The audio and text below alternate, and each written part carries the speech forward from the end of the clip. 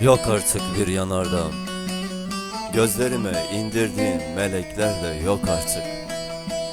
Gittiler, beni dili dargın bir zamana verdiler.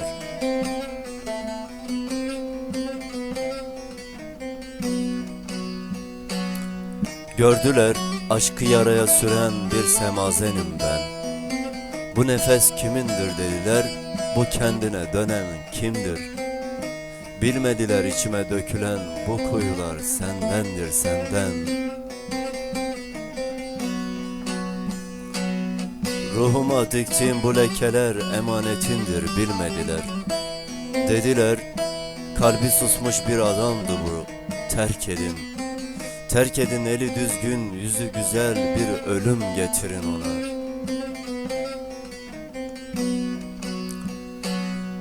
Bana biçilen bu ölüm armağan mı, bela mı bilemedim. Eğildim dünyaya, yüzünün yaprağına değdim. Gövdeme gömülü rüzgarların kapısında bekledim.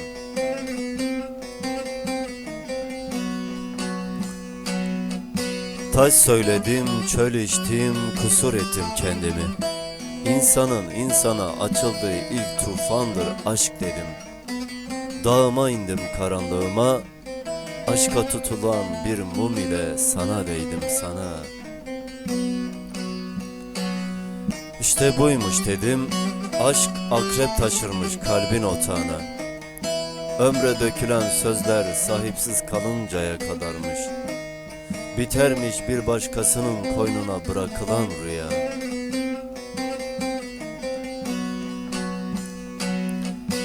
Şimdi git, kalbini kaybetmiş bir şüpheyle bak bana.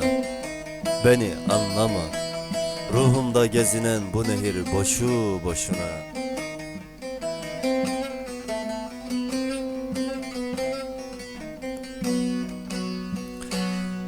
Beni anlama, yüzüme tuttuğum bu dünya geri vermeyecek gözlerimi nasılsa.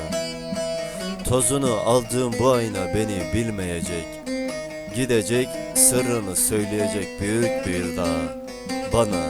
Bana gelmeyecek. Bilmeni istedim, istedim ki beni bilmeni. Aklımı sustum o günden beri. Avucumda gezdirdiğim bir mezarda sözü eksik bir kalemden kendimi dilemekteyim.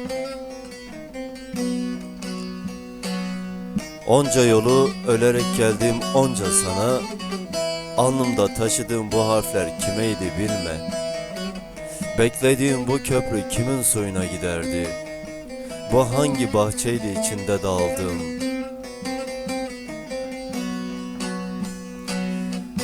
Derinde susmayan bu tufan nedir peki?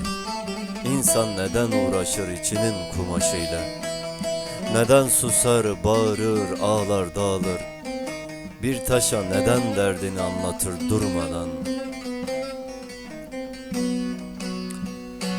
Her sorunun yanıtı yanlışında gizlidir.